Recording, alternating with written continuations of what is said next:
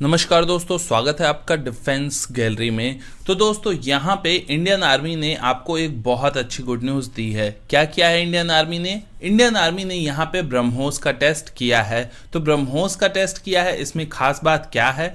खास बात यह है दोस्तों इसमें कि ब्रह्मोस का टेस्ट यहाँ पे इंडियन आर्मी ने किया है और इसी हफ्ते प्लान्ड है इंडियन नेवी के लिए भी ये टेस्ट और इंडियन एयरफोर्स के लिए भी ये टेस्ट।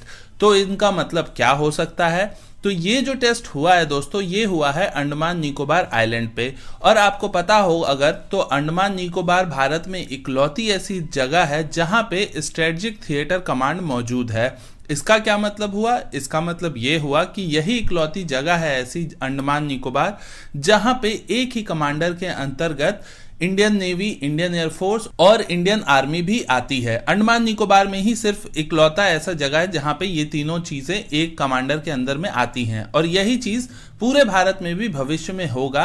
और इसीलिए सीडीएस का गठन भी हुआ है जिसके हमारे चीफ हैं जनरल बिपिन रावत जी। तो ये बेसिकली टेस्ट जो है दोस्तों, ये पहले ही अनाउंस कर दिया गया था कि तीनों सेनाएं एक हफ्ते के अंदर ही करेंगी।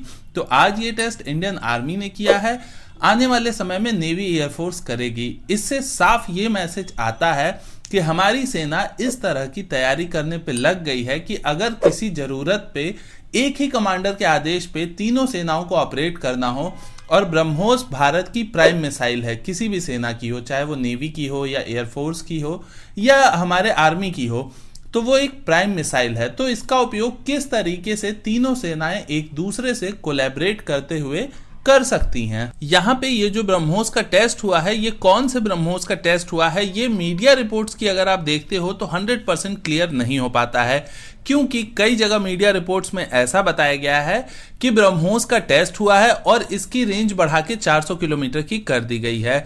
कुछ मीडिया रिपोर्ट्स का ये कहना है कि ये जो टेस्ट हुआ है ये 290 किलोमीटर वाले ब्रह्मोस का हुआ है। तो अब हम भी ये चीज 100% श्योरिटी के साथ नहीं कह सकते कि कौन से मिसाइल का टेस्ट हुआ है, लेकिन जहां तक मेरा अनुमान है पर्सनली, मुझे ऐसा लगता है कि हो सकता है ज्यादातर चांसेस होंगे कि 400 किलोमीटर से प्लस में जो रेंज है, जिसकी रेंज 400 से 500 किलोमीटर की रेंज है, ब्रह्मोस का एक्सटेंडेड रेंज वर्जन, उसका टेस्ट किया गया हो। क्योंकि जो पुराना वाला ब्रह्मोस है जिसकी रेंज 290 किलोमीटर की है, उसका टेस्ट तो ऑलरेडी बहुत बार हो चुका है और एक्सटेंडेड रेंज वाले का जो टेस्ट है वो अभी 3 से 4 बार ही हुआ है।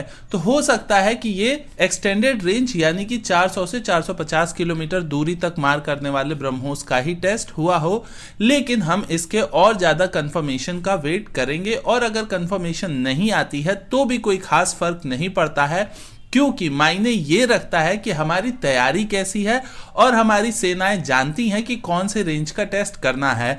अगर बात की जाए कि किसके होने के चांसेस है और किस सिचुएशन में कौन सा टेस्ट होता है, तो देखिए दोस्तों, जो स्टॉक वाला ब्रह्मोस है वो 290 किलोमीटर्स का है, क्योंकि जो एक्सटेंडेड रेंज वर्जन है वो अभी इंडक्ट नहीं हुआ है। तो एक्सटेंडेड रेंज वाला जो टेस्ट होगा वो होगा तब जब उसे कोई यूजर ट्रायल करना होगा, यानी कि उसके इंडक्ट करना भविष्य में, तो उससे पहले चेक किया जाता है कि वो टेस्ट कैसा है, क्या वो ठीक से काम कर रहा है, कोई इश्यू तो नहीं है।